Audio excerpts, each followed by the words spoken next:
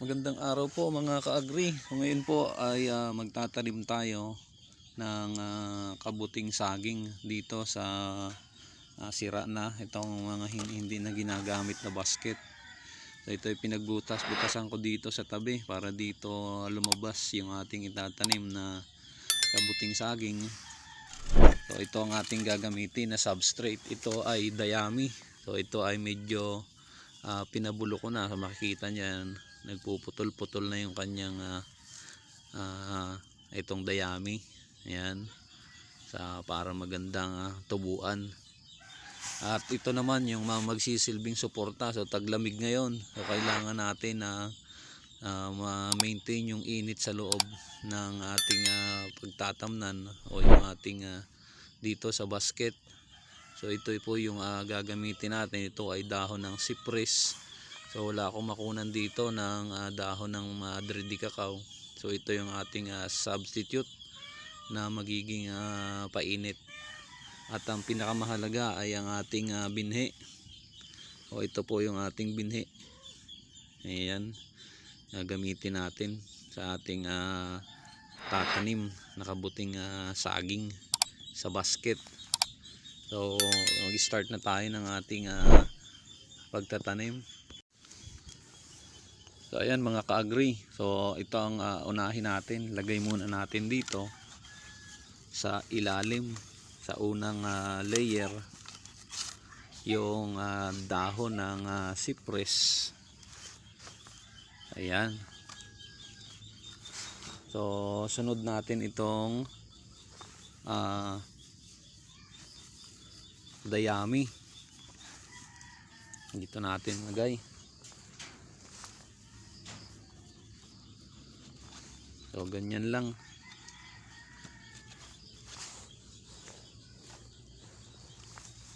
Ayan. So ayusin natin.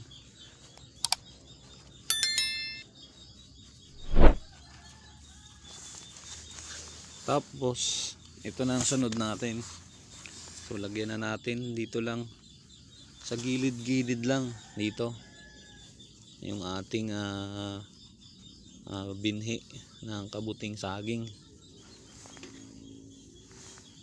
Ayan, gilid-gilid lang.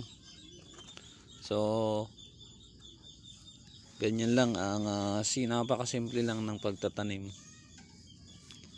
Ayan, sa gilid lang, para dito lang yan lalabas yung kanyang amag. So pag nilagay nyo dito sa gitna, so useless yan, baliwala yung binhi na ilalagay nyo dito. O mas maganda dito, yan, dito lang sa tabi. So ganun lang.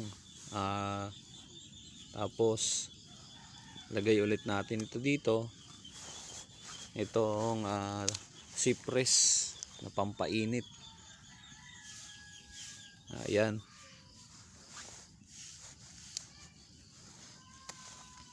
So kung may dahon naman kayo ng sa Madre de Cacao dyan sa inyong lugar, so mas maganda yon. So kung wala naman, so ito ang gamitin natin.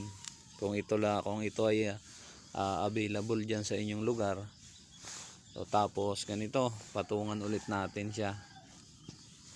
Ayan, paulit-ulit lang yan na proseso. So dayami, tapos yung ating pampainit sa ating bed, tapos yung ating binhi.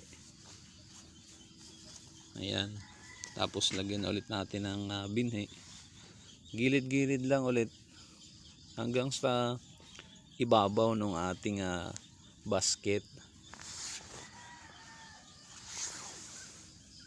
Ayan, gilid-gilid lang yung ating tanim.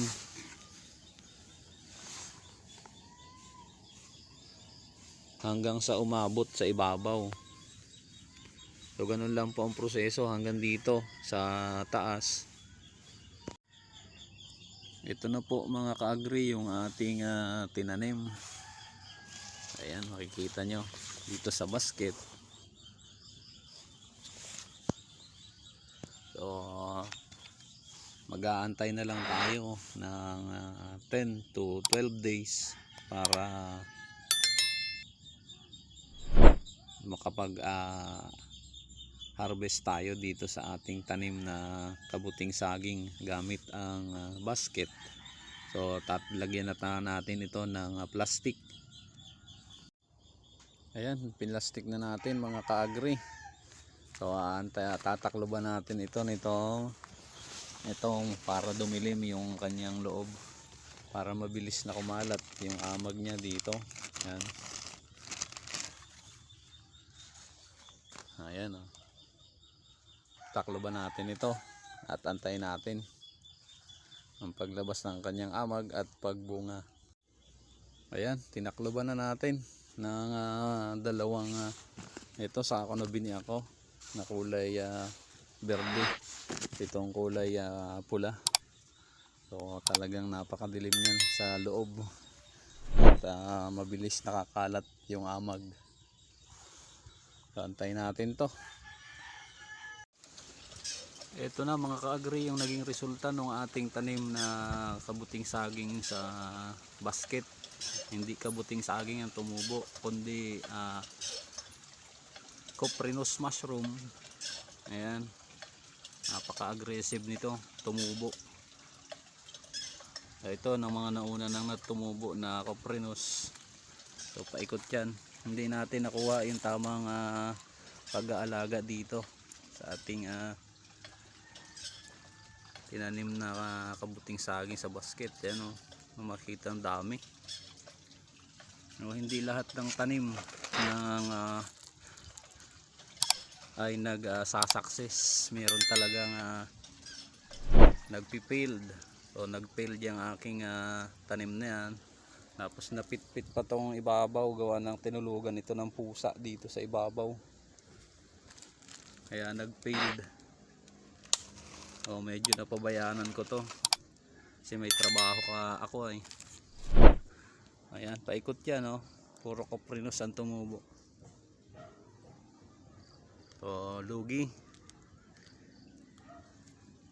Ito na yung sinasabi kong lugi sa unang-una sa oras sa pag-iintay. Pero kasama talaga ito sa pagtatanim. Ayan, talagang kasama yan na nagpi-failed. Ayan, ang dami niya tumubo. Hindi kabuting saging, kundi coprinus. So salamat po sa mga nanood at babawi na lang tayo sa sunod.